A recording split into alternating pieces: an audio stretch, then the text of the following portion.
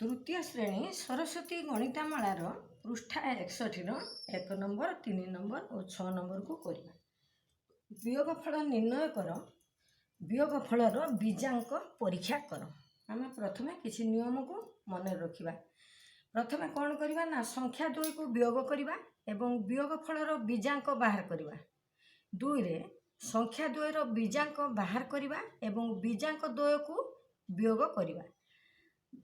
3 रे कौन करवा ना जदि संख्या 2 रो वियोगफल एवं बीजांक एवं संख्या 2 रो बीजांकर वियोगफल समान हुए तेबे आमर उत्तर ठीक अच्छे बा वियोगफल ठीक अच्छे। चतुर्थ रे कौन जानिबा ना जदि बड़ संख्यार बीजांक सान संख्यार बीजांक ठारू सान हुए तेबे कौन करवा ना बड़ संख्यार बीजांक रे 9 जोग करवा और तापर पूर्व क्रिया जेपरि करथले आमे सेहीपरि करवा। बर्तमान कौन करवा ना ये 1 नंबर टी को करवा। 1 नंबर रे देला 51 छाड़ी छाड़ी टिके लिखिबा 51 29 कौन करवा ना वियोग करवा। ये कौन करवा ना 11 ये 5 रु 1 आणला 11 11 रु 9 गला 2। अच्छा ये 5 1 जाइए 4 रु 2 गला 2 22। बर्तमान देखिबा यार बीजांक बाहर करवा। बीजांक केते हेबो ना 1 अंक रे प्रकाश करवा 4 हे जिवो बीजांक हे जिवो 2 युक्त 2 हे गला केते हमर 4 वियोगफल। पुणी हमहु कोन कहला ना एई संख्यार बीजांक बाहर करवा। ताले 51 रो बीजांक बाहर करवा 5 युक्त 1 हे गला 5 युक्त 1 हे गला हमर 6 हैला।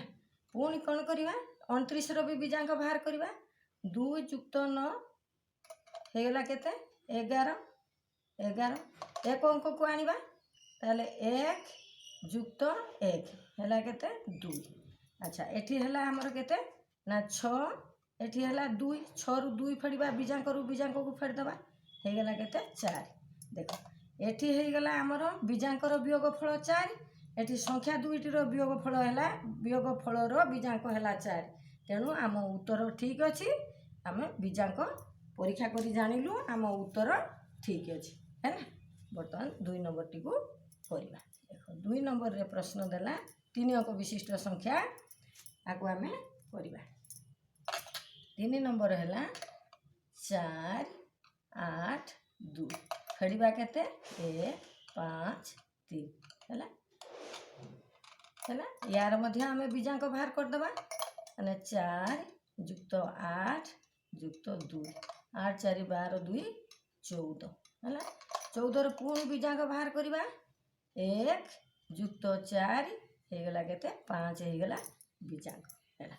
पुणी यार बीजांक आमे बाहर करवा 1 युक्त 5 युक्त 3 5 3 6 3 9 हैला 1 5 6 6 3 9 एठी हेछि हमर 5 एठी हला हमर केते 9 हला हमर केते 482 82 एठी हे गला हमर केते 9। एट देखो कौन करवा ना बड़ संख्या किए 482 482 हला हमर बड़ संख्या। बड़ संख्यार बीजांक एठी नियम रे हमर लेखा हला छोट हे गला सान संख्यार बीजांक ठारू तेणु आमे कौन करवा ए 5 रे कौन करवा ना 9 को जोग कर दवा 5 आम नियम अनुसार 9 को जोग कर दवा 9 5 हे गला 14।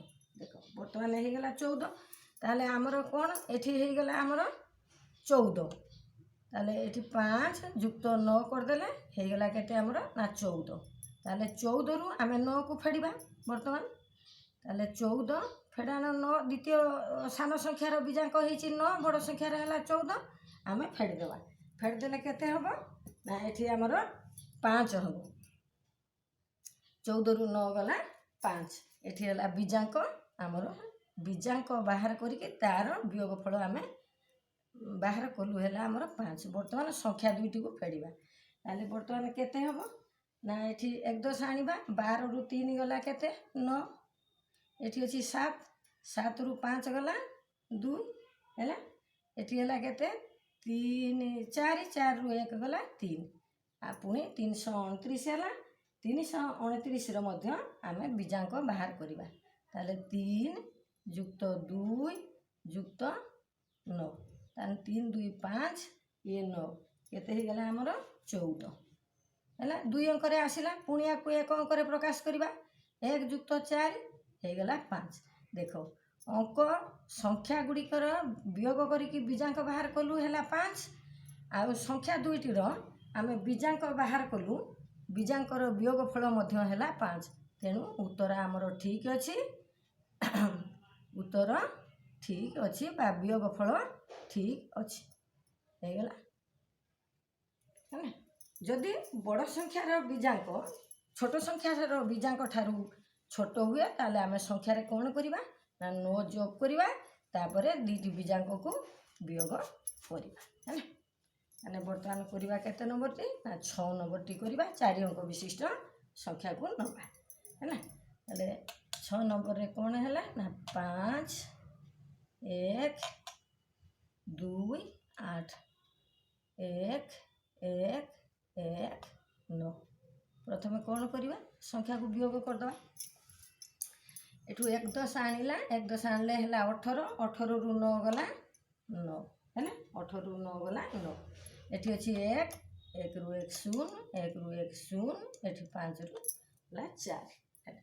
ପୁଣି ଆର ଆମେ କ'ଣ କରିବା ବିଜାଙ୍କ ବାହାର କରିଦେବା ଆଗେ ବିୟୋଗ କରୁଛନ୍ତି ତାହେଲେ 4 ଯୁକ୍ତ 0 ଯୁକ୍ତ 0 ଯୁକ୍ତ 9 ତାହେଲେ 9 4 କେତେ 13 13 ହେଲା। ପୁଣି ୟାକୁ 1 ଅଙ୍କରେ ପ୍ରକାଶ କରିବା 1 ଯୁକ୍ତ 3 ହେଇଗଲା ବିଜାଙ୍କ କେତେ 4 ହେଲା ଆମର ବିଜାଙ୍କ ହେଲା।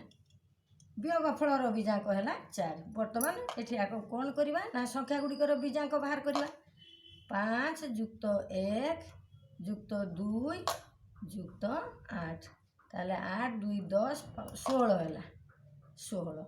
ପୁଣି ୟାକୁ 1 ଅଙ୍କରେ ପ୍ରକାଶ କରିବା 16 ହେଲେ 1 ଯୁକ୍ତ 6 1 ଯୁକ୍ତ 6 ହେଇଗଲା ଆମର କେତେ ନା 7 ହେଇଗଲା।